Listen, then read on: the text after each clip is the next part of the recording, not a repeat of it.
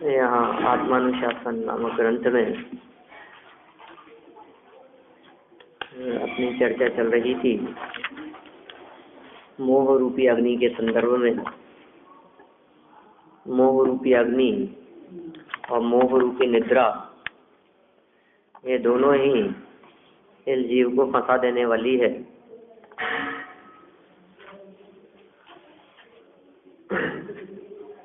इसके वश होते हुए ये जीव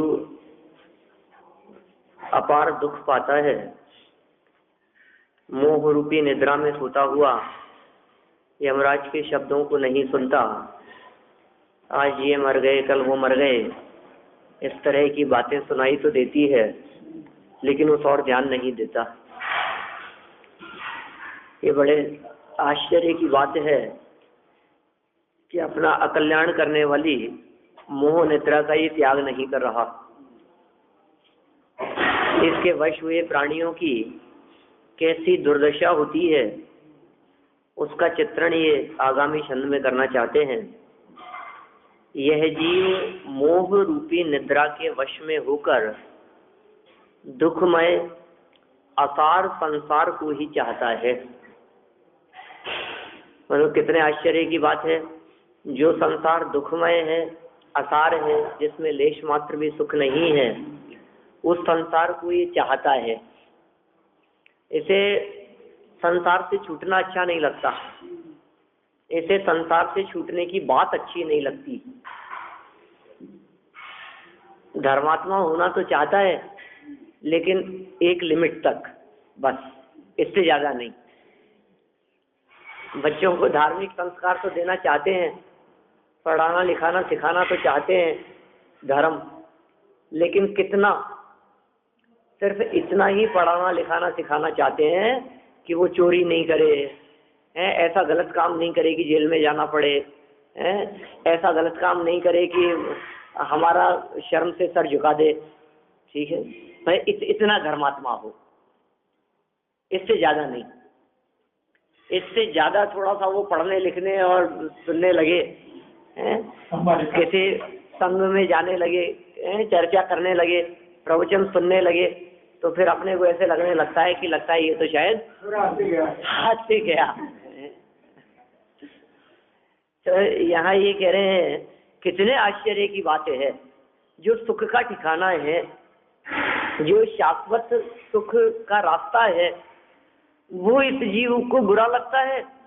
और जहाँ वास्तव में दुख है, कष्ट है, परेशानियां हैं, ऐसा असार संसार, उसको ये चाहता है। क्यों होता है ऐसा? तो आचार्य देव ने कहा मोह रूपी निद्रा के वश होकर के ये सब हो रहा है। ये निद्रा में है, इसको होश नहीं है कि ये क्या बोल रहा है और क्या चाह रहा है, तो पता ही नहीं है इसको। विषयों को चाहने का मतलब प्रकारांतर से नरक निगोद चाहना। अब वो लोग किसी व्यक्ति से कहा जाए तुम नरक चाहते हो क्या, तो कहेगा नहीं। जैसा पंचेंद्रीय विषय चाहते हो क्या, कि हाँ। पंचेंद्रीय विषय को चाहने से तो नरक मिलता है। अब तुम कह रहे हो नरक तो नहीं चाहते, नहीं पंचेंद्रीय विषयों को चाहते हैं, तो कैसे बावले जैसी बात बोलता है कि निद्रा में है, होश नहीं है। जैसे नींद में व्यक्ति कुछ का कुछ कह जाता है तो कुछ पता नहीं होता है, ऐसी दशा इसकी दिखाई देती है कि सुख के कारण जो है वो तो दुख के कारण दिखाई देते हैं, और जो संसार असार है उसी को ये चाहता रहता है, उसे पसंद करता है। संसार को चाहने का मतलब कभी तो भोग भूमि अच्छी लगती है, कभी देवगति अच्छी लगने लगती है, और कभी परभव की बात नहीं करें तो इस भव में ही बाह्य अनुकूलताओं को चाहता रहता है। आगे के भव के बारे में तो विचार ही नहीं करता। जो वर्तमान में दिखाई देता है वो ही सब ठीक ठाक रहे अपना। अजी साहब कितनी सी जिंदगी है, अपने तो बस ये शांति से निकल जाए, कितनी सी जिंदगी और ये शांति से निकल जाए, बस, और कुछ नहीं। अब हमारी कितनी की जिंदगी बची है, 10-5 साल की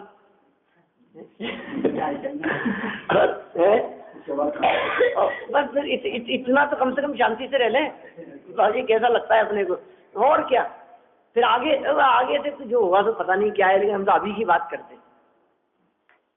इसका मतलब वर्तमान में बाहरी सुख शांति को ही ये चाहता है, माने संसार को चाहता है, ऐसा कह सकते हैं। और थोड़ा सा विस्तार करें, देह को ठीक ठाक चाहता है, इसका मतलब नई देह चाहता है। देह के प्रति तन्मयता बुद्धि, देह के प्रति आसक्ति, ये शरीर ठीक बना रहे, स्वस्थ रहे सब। हम ये चाहते हैं, मरण तो सबका होना ही है, लेकिन चलते फिरते मरण हो तो ठीक है। माने हम ऐसा, हमारी तो बिल्कुल ये इच्छा है कि हम किसी को तकलीफ नहीं देवे, बिस्तर नहीं पकड़ लेवे, ऐसे बिस्तरों पे नहीं पड़े रहे। ऐसा बुढ़ापा नहीं चाहिए हमारे को, ऐसे बुढ़ापे से तो मौत ही अच्छी है। तो क्या चाहता है, देह ठीक ठाक रहे, शरीर ठीक रहे, अनुकूलता बनी रहे शरीर में, ये चाहता है। इसका मतलब क्या है कि संसार चाहता है। शरीर को चाहने का मतलब संसार को चाहना, और अपने आत्म स्वरूप की खबर होने का मतलब वास्तविक यथार्थ सुख को चाहना। तो वास्तविक शाश्वत यथार्थ परमानेंट सुख को छोड़कर ये जीव अस्थिर और जो दुखमयी है, असार है, जिसमें सुख नहीं है, ऐसे संसार को क्यों चाहता है? निद्रा के वशीभूत होकर, मोह रूपी निद्रा के वशीभूत होकर ये ऐसा काम करता है। यह बात आगामी छंद में आचार्य देव कहते हैं, वही शार्दूल विक्रीडित छंद है, 58 नंबर का श्लोक, पेज नंबर 55।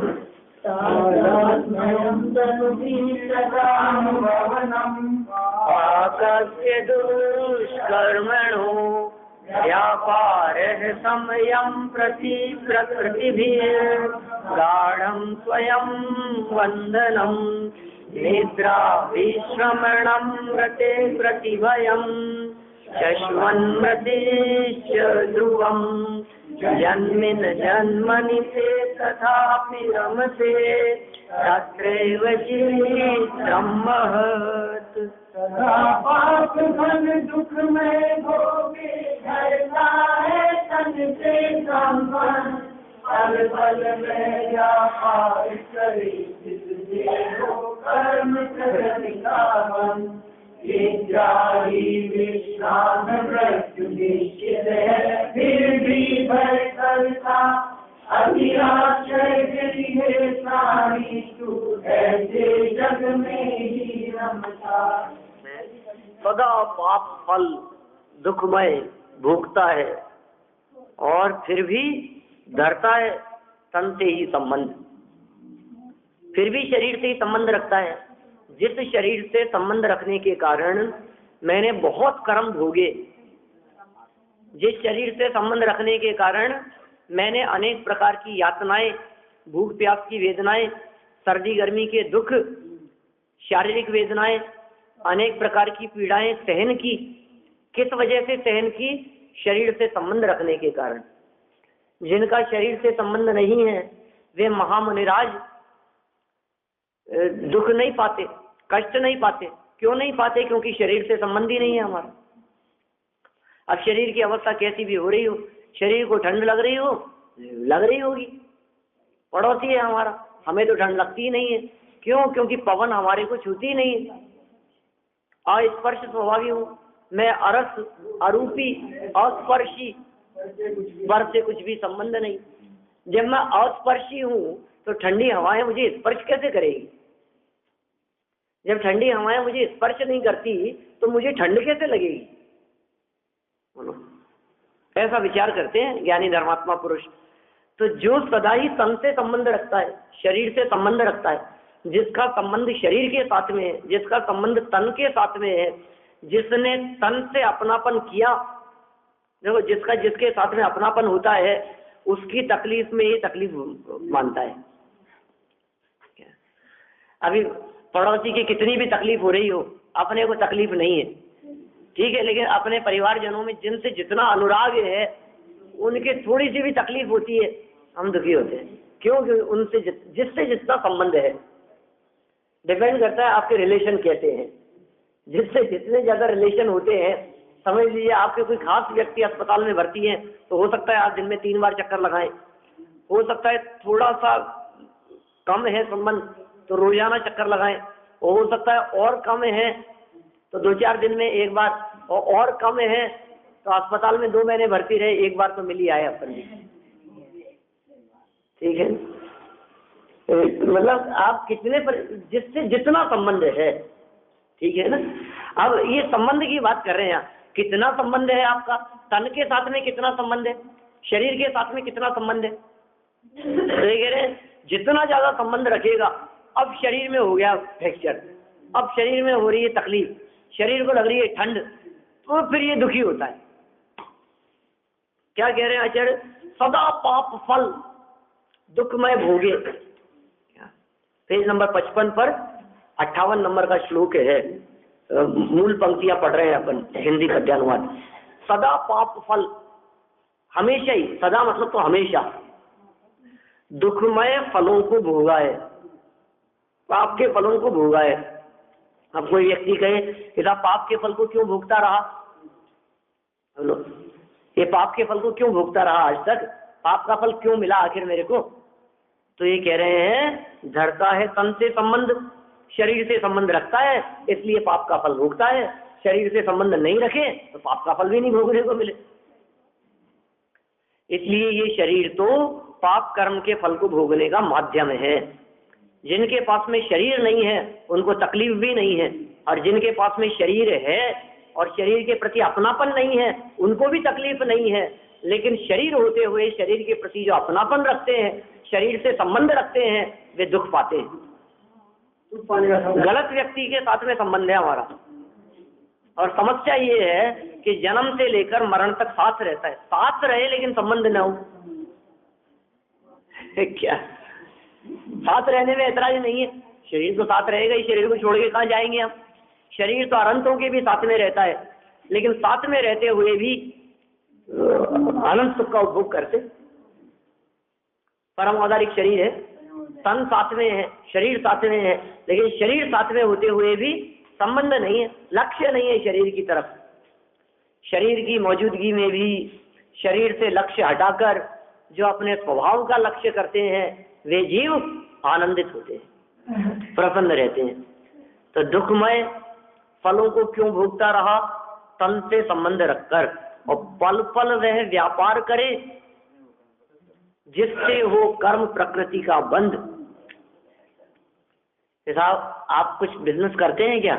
नहीं हम तो सर्विस करते हैं, अपने कोई बिजनेस का काम नहीं। ये कह रहे हैं तुम्हारा पल पल बिजनेस चलता है, हर क्षण बिजनेस चलता है। बिजनेसमैन तो बिजनेस करते ही हैं, सर्विस क्लास भी बिजनेस ही करते हैं। मेरा कोई बिजनेस यदि कर रहे हैं तो बिजनेस के अंदर नफा नुकसान होता है कि नहीं, कि क्यों नहीं होता है?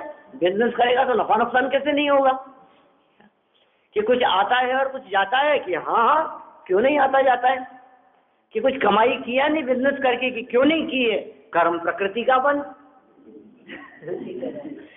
खूब कर्म प्रकृतियां कमाई है हमने, खूब इकट्ठी की है, कारवां लग रहा है, आत्म प्रदेशों के साथ में बंधी है, निरंतर बंध रही है। पल पल वह व्यापार करे। कौन सा व्यापार करता है? कि जिससे कर्म प्रकृति का बंध हो, ऐसा व्यापार करता है। काम तो ऐसा किया जाना चाहिए था जिसके माध्यम से कर्म प्रकृति का बंध न हुए, कर्म का बंधन न हुए। ये कार्य किया जाना चाहिए था, यह कार्य ये जीव कर सकता था, ऐसी योग्यता और पात्रता इसमें है। तथापि निरंतर वही कार्य किया करता है मोह निद्रा के वशीभूत होकर, जिनसे कर्म प्रकृतियों का बंध होता रहे। और ये व्यापार दिन रात चलता है। कि कैसे चलता है? कि शुभाशुभ भावों से चलता है। मन वचन काय के माध्यम से दरवाजे खुले रहते हैं। किसके लिए? ग्राहकों के लिए। कभी भी आ जाए था, हम तो शटर डाउन करते ही नहीं। क्या हमारे दरवाजे ग्राहकों के लिए हमेशा खुले हैं, 24 घंटे खुले हैं। तो मानस वाणी और काया से आश्रम का द्वार खुला रहता। क्या दिन रात शुभाशुभ भावों से मेरा व्यापार चला करता, मानस वाणी और काया से आश्रम का द्वार खुला रहता। देवशब्द गुरु पूजन की पंक्तियां हैं, जयमाला की पंक्तियां, हाँ जुगल जी साहब की पंक्तियां हैं। दिन रात शुभाशुभ भावों से, कैसे करते हो आप? आखिर व्यापार कैसे करते हो? सर्विस पर बैठे बैठे भी, अपनी सीट पर बैठे बैठे भी व्यापार करते हो आप? घर में बैठे बैठे भी व्यापार करते हो, और सोते सोते भी और खाते खाते भी। कैसा व्यापार है? 24 घंटे चलता रहता है कि हाँ हाँ शुभाशुभ भावों से चलता है भैया। ये व्यापार चलता कैसे है? दिन रात शुभाशुभ भावों से मेरा व्यापार चला करता, और मानस वाणी और काया से आश्रम का द्वार खुला रहता।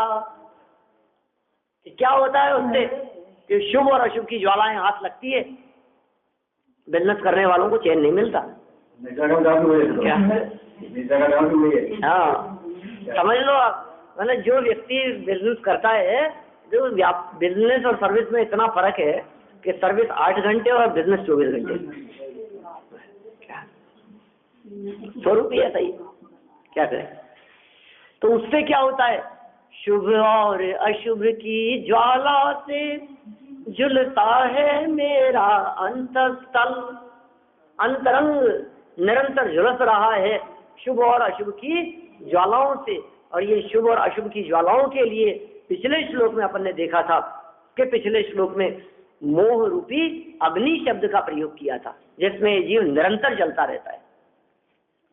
जगत की जो अग्नि है वो तो कभी जलती है और कभी बुझती है, लेकिन मोहाग्नि ऐसी अग्नि है जो 24 घंटे ही अंदर में जलती रहती है, निरंतर जलती रहती है। तो उस ज्वालाओं से अंतस्थल निरंतर झुलस रहा है। ये कह रहे हैं पल पल व्यापार करे, हर क्षण व्यापार करे, जिससे हो कर्म प्रकृति का बंध। व्यापार भी कैसा करता है? ये खोटा बिजनेस इसने पकड़ लिया है। बहुत तरह के बिजनेस होते हैं, इसने कैसा बिजनेस कर रखा है कि जिस बिजनेस से इसको तो लग रहा है कमाई हो रही है, आ रहे हैं ना मन वचन काय से, आश्रव हो रहा है, कर्म आ रहे हैं, अरे साहब और आते जा रहे हैं, आते। अरे तुझे पता नहीं है ये जो आ रहे हैं ये जब फटेंगे ना तो कितना नुकसान होगा। इनका जब फल मिलेगा तो मालूम चलेगा कि हो ये तो जो आए थे वो सब के सब नुकसान में थे, माल ही खराब था। ये तो गड़बड़ चीज आ गई हमारे पास में, गलत चीज आ गई हमारे पास में। ऊपर से अच्छा लग रहा था और अंदर से जब इनका फल मिला तो अपार दुख और वेदना के अलावा कुछ हाथ नहीं लगा। निद्रा ही विश्राम है और मृत्यु निश्चित है, फिर भी भय करता है। अति आश्चर्य है कि हे प्राणी, ऐसा जानकर भी तू ऐसे जग में ही रमता है। ऐसा जानकर के भी तू इस जगत में ही रम रहा है, जगत में ही रच पच रहा है। देखिए अर्थ करते हैं इसका। निरंतर जन्म मरण धारण करने वाले हे संसारी जीव, क्या कह रहे हैं? निरंतर जन्म मरण करने वाले हे संसारी जीव, इस संसार में वास्तव में अनेक दुख हैं, तो भी तू इस संसार में ही अनुराग करता है। हम ये बात कोई झूठी बात नहीं कहते। इस संसार के दुख तेरे को अनुभव में नहीं आते क्या? सब प्रैक्टिकल है, सब प्रैक्टिकल है, सब बात ख्याल में आ रही है हमारे को। हम अनुभव कर रहे हैं, हम भोग रहे हैं, हम खेत खिन्न हो रहे हैं, दुखी हो रहे हैं हम प्रकट वर्तमान में। ये कह रहे हैं फिर भी ऐसे दुखों को भोगता हुआ भी, अनेक प्रकार के दुखों को महसूस करता हुआ भी, चाहूं गति दुख जीव भरे हैं, परिवर्तन पंच करे हैं, सब विधि संसार असारा, यहाँ में सुख नाही लगारा। सब प्रकार से ये संसार असार है, इसमें लेश मात्र भी सुख नहीं है। ऐसा अनुभव करता हुआ, ऐसा देखता हुआ, ऐसा प्रकट दुखों को भोगता हुआ भी तू इस संसार में ही अनुराग करता है। ये बड़े आश्चर्य की बात है। हमें आश्चर्य होता है कि तू तिन्हीं को सेवत गिनत चैन, प्रकट दुख दिखाई दे रहा है, और उसको सेवन करता हुआ चैन मानता है। प्रकट दुख लग रहा है, राग आदिक, कषाय आदिक, स्त्री पुत्रादिक, बच्चे सामने जवाब देते हुए चलते हैं, ये अपने हिसाब से नहीं चलती हुई दिखाई देती हैं, सब भाई भाई झगड़ते हुए दिखाई देते हैं, वो लोग कैसी दशा दिखाई देती है हमारे को, और फिर भी कोई आसार नहीं लगता है। फिर भी तिन्हीं को सेवत गिनत चैन, कि भाई तो अपना ही है, बेटा तो अपना ही है। तिन्हीं को सेवत, उन्हीं का सेवन करता हुआ चैन मानता है। ये बड़े आश्चर्य की बात है कि ये सब बातें प्रकट दिखाई देते हुए भी तू उनके बारे में गंभीरता से, गहराई से विचार क्यों नहीं करता? ऐसी बातें दिखाई देते हुए भी तेरे हृदय में आखिर वैराग्य भाव उत्पन्न क्यों नहीं होता है? ये बात समझ में नहीं आती है हमारे को। आखिर हो क्या गया है तुझे? हमें तो आश्चर्य लगता है, प्रति क्षण जीवन पूरा होता चला जा रहा है, कोई व्यक्ति तेरे दुख को भोगने वाला दिखाई नहीं देता है। ये तेरे अनुकूल नहीं चलते हैं, तेरे प्रतिकूल चलते हुए दिखाई देते हैं, देह तेरे प्रतिकूल चलती हुई दिखाई देती है, तेरे से भिन्न सब कुछ तेरे अगेंस्ट चल रहा है, तेरे कहे गए अनुसार कुछ भी नहीं चल रहा है, और उसके बावजूद तुझे लगता है कि नहीं आखिर है तो अपनी। और कैसे समझाएं? और तो बिस्तर पकड़ लेता है, लोग इंतजार करने लगते हैं कब मरे। फिर ये और सोचते हैं अपने लिए थोड़ी ना, इनको दुखों से मुक्ति मिल जाए। हम थोड़ी ना सोचते हैं अपने बारे में, थोड़ी ना सोचते हैं हम तो कोई बात नहीं और सेवा कर लेंगे, ठीक है, अपने को क्या फर्क पड़ता है। लेकिन सुधर के अब उनकी सुधरी है कि बिगड़ी है, मर करके कहाँ गए हैं, कौन से भाव में गए हैं, कौन सी गति में गए हैं, क्या अवस्था मिली है, क्या पता किसकी सुधरी है किसकी बिगड़ी है और कितनी सुधरी है। इस पर भाव में जाकर के वही भोग रहे हैं। हम तो ये कह रहे हैं ये तो दिन रात माला जपता रहता है, कब पीछे छूटे। बोलो, राजगद्दी मिल जाए किस लिए? पिताजी मरे तो मैं राजा बनूं। बोलो, ऐसा सोचता है। कमरा ही खाली होता है, देर में रहते हैं वो कमरा ही खाली होता है। देखो जबरदस्ती जगह रोक करके बैठे।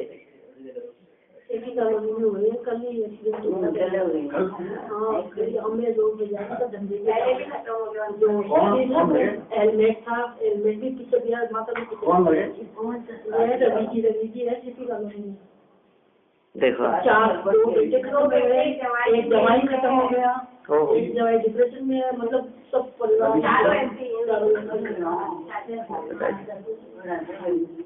बेटे पहले खत्म हो गए, जवाई खत्म हो गया, छोटा बेटा पहले खत्म हो गया, बड़ा बेटा अब खत्म हो गया, जवाई खत्म हो गया, एक जवाई डिप्रेशन में, एक जेल में बैठा है।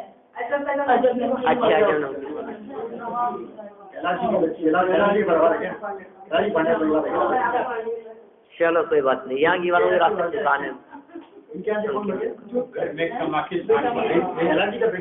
हाँ हो जाता है। चलिए कोई बात नहीं।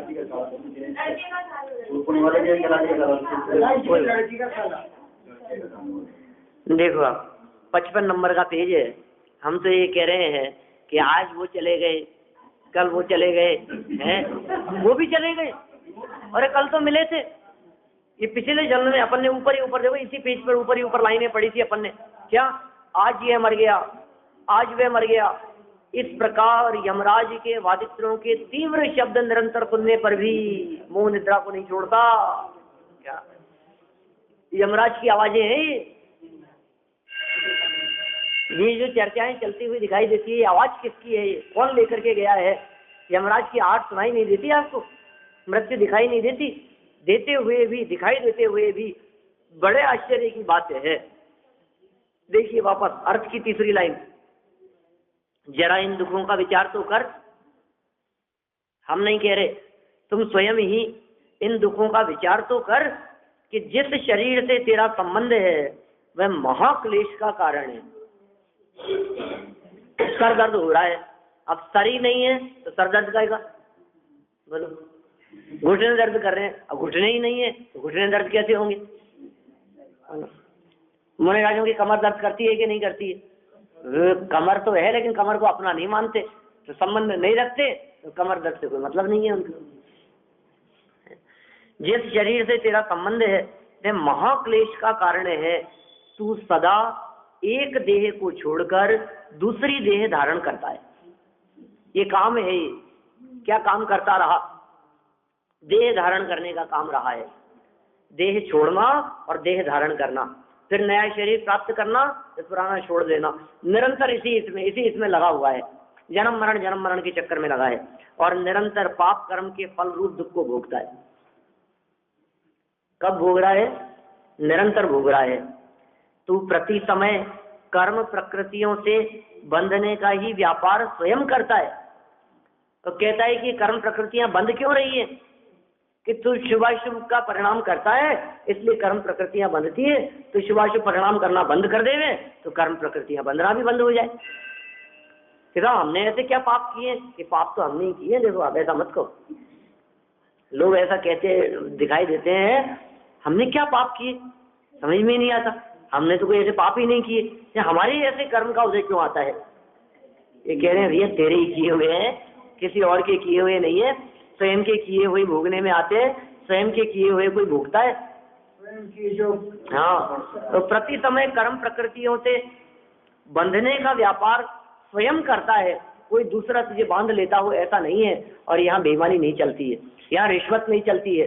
बांधना था किसे और बांध देवे किसे, सजा मिलनी थी इसको और सजा दिलवा दी उसको, ऐसा अन्याय यहाँ नहीं है प्रकृति में।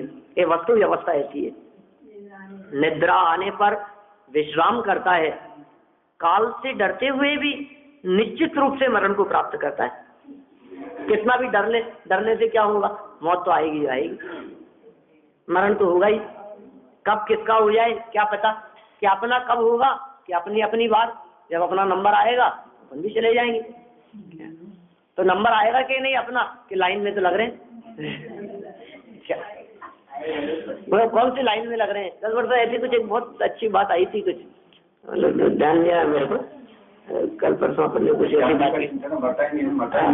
हम लाइन में लग रहे हैं, हम भी किस जगह पर लग रहे हैं? कि हर क्षण मौत की लाइन में लगे हुए हैं। मृत्यु नजदीक आ रही है, प्रति क्षण ये काम हो रहा है। पीछे तो कुछ ऐसी भी चर्चा थी, तू पागल हो गया है क्या? तेरा बुढ़ापा आ गया है फिर भी तो समझता नहीं है, पागल हो गया है, तुझे हो क्या गया है? कैसे शब्द दिए थे? बावला हो गया। देखिए भावार्थ पढ़ते, गोंदू कहा था यहाँ पिछले पेज पर तो मूर्ख। भावार्थ देखिए 55 पेज नीचे भावार्थ। जगत के जीवों का ऐसा स्वभाव है कि वे दुख के कारणों को नहीं चाहते। बोलो, ये जगत के जीवों का स्वभाव ऐसा दिखता है, दुख के कारणों को चाहते नहीं है। परंतु महादुख के कारण माने निवास स्थान इस संसार सागर में रमण करता है। दुख तो चाहता नहीं है और दुख के कारण रूप संसार सागर में ही रमण करता रहता है। अब ये मूर्ख है, कहता है दुख तो नहीं चाहिए मेरे को, लेकिन क्या करूं? तो दुखी हो रहा है तो हटता क्यों नहीं है यहाँ से, बचता क्यों नहीं है? कि बैठा बैठा बस रोने के अलावा कुछ काम, जैसे छोटे बच्चे होते हैं ना, मान लीजिए 1.5 साल का बालक है कोई और छत जल रही है, गरम गरम धूप है, तो वो धूप में उसमें गरम गरम जमीन पे पाँव रख दिए, अब पैर जले तो रोने लग गया और हटता नहीं है। उसको इतनी समझ नहीं है कि यदि मेरे पैर जल रहे हैं तो मैं इधर दौड़ करके इधर छाया की तरफ चला जाऊं। ऐसा होता है ना, देखा होगा सबके घरों में छोटे छोटे बालक सबने देखिए। माने देखो तकलीफ भोग रहा है और किस वजह से भोग रहा है ये भी पता है, गर्म लग रहा है, क्या जल रहा है, तो फिर भी बचता क्यों नहीं है? कि फिर भी वहीं खड़ा रहता है, समझ नहीं है। अब ये कह रहे हैं कि संसार तेरे को दुख रूप लग रहा है, संसार कष्ट रूप है, संसार आसार है, इसमें सुख नहीं है, महादुख का कारण है और फिर भी संसार में रमण करता रहता है। इससे बढ़कर मूर्खता और क्या होगी? बालक से कम नहीं है। बालक से कम नहीं। देखो अब प्रथम तो शरीर धारण करना ही दुख रूप है, तो फिर आप शरीर धारण नहीं करें, ऐसी भटकती आत्माएं वे सुखी है क्या? कि ऐसी कोई आत्मा भटकती ही नहीं है जो शरीर धारण नहीं करे। जिनको शरीर नहीं मिलता वे सब सिद्धात्माएं होती है, सिद्धात्माएं हैं। शुद्ध आत्माएं हैं, और वैसे तो सब आत्माएं भटक ही रही है। हम लोग नहीं भटक रहे हैं क्या? शरीर सहित ही भटक रहे हैं, है ना? सब संसार दशा में भटक ही रहे हैं। प्रथम तो शरीर धारण करना ही दुख रूप है। यद्यपि बहुत लंबा भावार्थ लिखा है।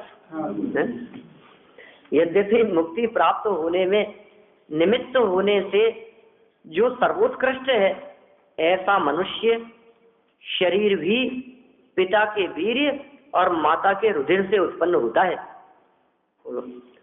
यद्यपि कहकर के ये बात थोड़ी सी इन्होंने संभाली है।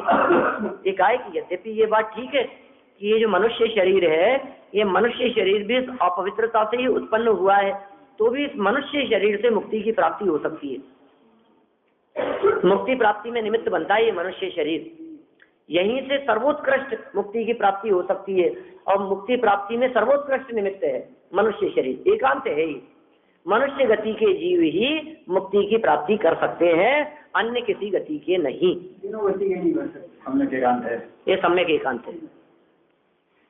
अपने यहाँ एकांत भी है। लोग कहें साहब आप एकांत को मानते हो क्या? आप एकांतवादी हो क्या अनेकांतवादी हो? साहब हम अनेकांतवादी तो हैं, लेकिन हमारे यहाँ अनेकांत में एकांत भी शामिल है। सम्यक एकांत है। बहुत सी बातें ऐसी होती है 6 महीने 8 समय में 608 जीव ही मोक्ष जाएंगे। सम्यक एकांत साहब इससे कम ज्यादा नहीं कि बिल्कुल नहीं। साहब बिल्कुल एक ही बात है, यहाँ बिल्कुल एक ही बात है। एकांत है, बिल्कुल एकांत है। संबंध में मुनि बने बिना मोक्ष की प्राप्ति नहीं होती, बिल्कुल एकांत है। कोई तरफ जीव स्थावर लोक में नहीं जाता, बिल्कुल नहीं जाता, ये एकांत है। कोई लोक का पदार्थ आलोक में नहीं जाता, क्यों नहीं जाता? ये स्वरूप ही ऐसा ही है कि सब कदाचित चले जाए, कदाचित नहीं जाए, बिल्कुल एकांत ही है। इसमें कोई अनेकांत नहीं चलेगा। और बिल्कुल ऐसे स्वतंत्र बात के जीव कभी पुद्गल नहीं होता, पुद्गल कभी जीव नहीं होता। ये जितने सिद्धांत हैं, एक द्रव्य दूसरे द्रव्य का कर्ता धर्ता नहीं है कि नहीं साहब कथनचित तो कर्ता कह दो और कथनचित अकर्ता कह दो, कि नहीं नहीं बिल्कुल सिद्धांत है, नियम है। ये सब एकांत बातें हैं, जो एकांत है और सम्यक एकांत है, नियम रूप बातें हैं। हजारों बातें मिल जाएगी आपको, ठीक है? ऐसी और तलाशना खूब मिलेंगी इस तरह की बातें। देखिए 56 नंबर पेज। नहीं नहीं नहीं है, वो भी कह सकते हैं। सूर्य पूरब से निकलता है, जिस दिशा से सूर्य उगता है उसे पूरब कहते हैं। दिशा को पूरब कहते हैं। हाँ समय एकांत ही है, कभी पश्चिम से नहीं उगता। कितना भी आप भली भाषा में कह दो आज सूरज पश्चिम से उगा है क्या? क्या कभी कभी दर्शन होते हैं तो कुछ भी आप कथन में भले कह दो, लेकिन सच्चाई यही है, वो एकांत ही है, उसमें अनेकांत नहीं। दिशा को पूर्व कहते हैं। हाँ देखिए महाअशुचि रूप के दुखों का वर्णन कर रहे हैं, ये प्रत्यक्ष दिखा रहे हैं इन दुखों को। महाअशुचि, अशुचि माने अपवित्र, उस गर्भ में 9 माह तक उल्टे मुंह होकर रहते हुए, तीव्र गर्मी सहन करते हुए अनेक दुख सहने पड़ते हैं, सहने पड़े हैं, हमने सहे हैं। कोई ऐसा नहीं है जो उन दुखों को सहे बिना यहाँ आ गया हो। सबने ये दुख भोगे हैं भाई। और कैसे? उल्टे मुंह होकर, तीव्र गर्मी सहन करते हुए, बंद होकर। मैं तो कई बार कहता हूँ, आप कितना याद है आपको, कब कही थी, अभी तो इन दिनों तो याद नहीं है। कुछ ऐसी व्यवस्था कर दें, आप कल्पना करें, आप वो फ्रिज में बंद कर दें, आप हाथ में हिला सकते।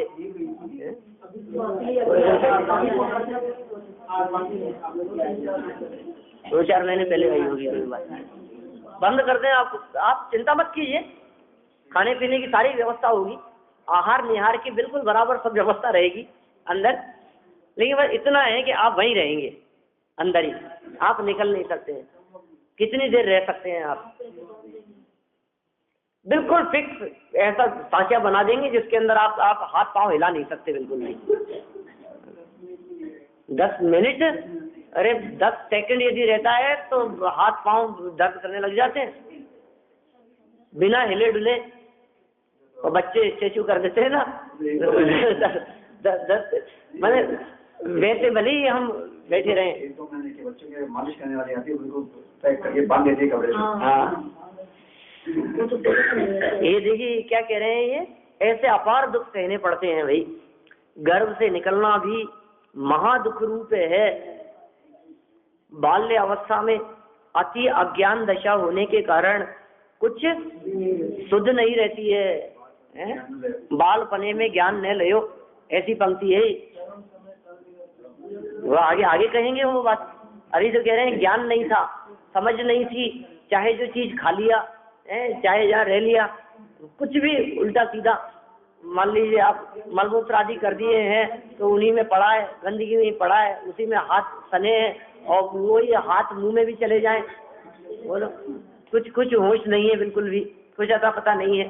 कागज हो, गंदगी हो, गंदे कपड़ा हो, कुछ भी जो हाथ में आ गया, मुंह में चला गया, कुछ विचार विवेक नहीं है, समझ नहीं है।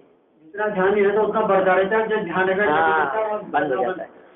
देखो बाल्य अवस्था में अति अज्ञान दशा होने के कारण कुछ शुद्ध नहीं रहती, और यौवन अवस्था में काम, क्रोध, लोभ, मान, माया, मोह आदि अनेक विकारों से सदा आकुलता बनी रहती है। बाल्य अवस्था में तो समझ नहीं थी, और समझ था तो काम आदि हो गया, क्रोध, लोभ आदि आदि हो गए, मान कषाय आदि हो गई, अपने यश प्रतिष्ठा सम्मान की सोचने लगा, बाहर में वस्तुओं के संग्रह की सोचने लगा। नहीं, पिताजी की कितनी भी संपत्ति हो, अपने दम पर अपना अलग बिजनेस होना चाहिए। हम भी तो कम से कम गए, हमने भी हमारे जीवन में कुछ किया है, फिर मूर्ख उसी को संभाल लेना जो संभाल रहे। नहीं, अपन भी कुछ ना कुछ अपनी योग्यता प्रदर्शित करने का हमें अवसर मिला है। हम कोई अयोग्य थोड़ी ना, हम पिताजी का बिजनेस क्यों करेंगे, हम नया बिजनेस शुरू करेंगे अपना, और फिर जीरो से शुरू करता है और उसके बच्चे उसको रिजेक्ट कर देते हैं। कैसी दशा है, ये सब हावी रहते हैं और इससे सदा आकुलता बनी रहती है। और वृद्धावस्था की तो बड़ी हालत खराब है भैया। वृद्धावस्था में शरीर अत्यंत शिथिल हो जाता है, शिथिल नहीं, अत्यंत शिथिल, अर्ध मृतक तम, ऐसे शब्दों का प्रयोग किया दौलत राम जी ने। अर्ध मृतक तम बूढ़ापनो, मरा तो नहीं है और मरे से कम नहीं है। खुद की हाँ, खुद के चेहरे पे बैठी हुई मक्खी खुद नहीं उड़ा सकता। दशा ही ऐसी है वृद्धावस्था की, सबकी ऐसी, जिनकी वृद्धावस्था आती है सबकी ऐसी दशा होती है।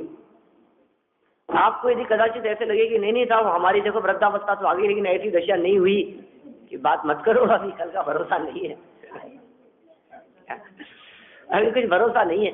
बहुत बुजुर्गों को देखा है, सबने देखा होगा, बहुत चेहरे दिमाग में आते हैं जो मतलब बिल्कुल हट्टे कट्टे, बिल्कुल 80 साल की उम्र तक, लेकिन फिर अंत समय में कैसी दशा हुई उनकी, ऐसे बहुत चेहरे दिखते हैं निगाह में। उठा बैठा नहीं जाता है, कोई सब अव्यवस्था, वेदना, परेशानी, और निरंतर ये कामना करते हुए दिखाई देते हैं, हे भगवान अब तो उठा ले तो ही अच्छा है, हे भगवान अब तो उठा लो। और भगवान उठाने के लिए आएंगे, उठना तो तुझे ही पड़ेगा, थोड़ी हिम्मत करके।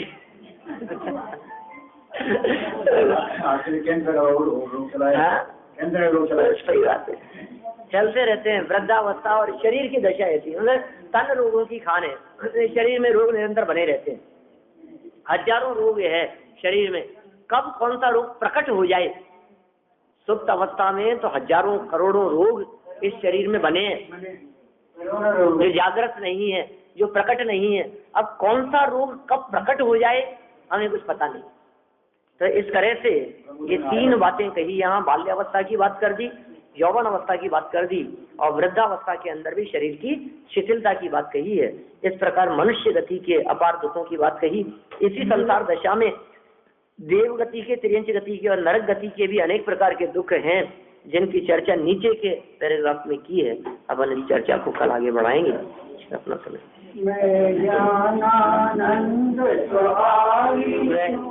कल नहीं हूँ, परसों बैठेंगे जवाहर नगर मंदिर।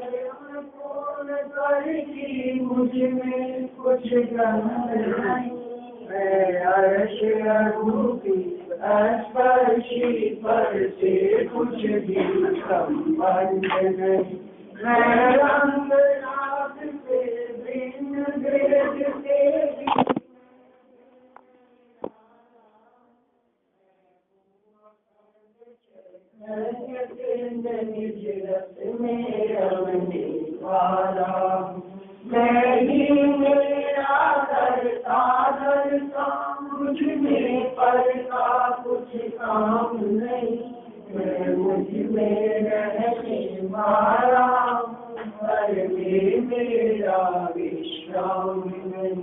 मैं शुद्ध बोध अविरोध पर परिणति से अप्रभावी हूँ, आत्मानुभूति के साथ तत्व में ज्ञानानंद स्वभावी, मैं ज्ञानानंद स्वभावी हूँ, मैं ज्ञानानंद स्वभावी। कल जवाहर नगर मंदिर में है कल का कार्यक्रम सुबह 8 बजे से, तो यहाँ आना संभव नहीं हो पाएगा। 2-3 दिवसीय कार्यक्रम था वहाँ जवाहर नगर में मंदिर में। वो आचार्य विमल सागर जी के समाधि के अवसर पर माता जी के सानिध्य में 3 दिवसीय कार्यक्रम रखा था।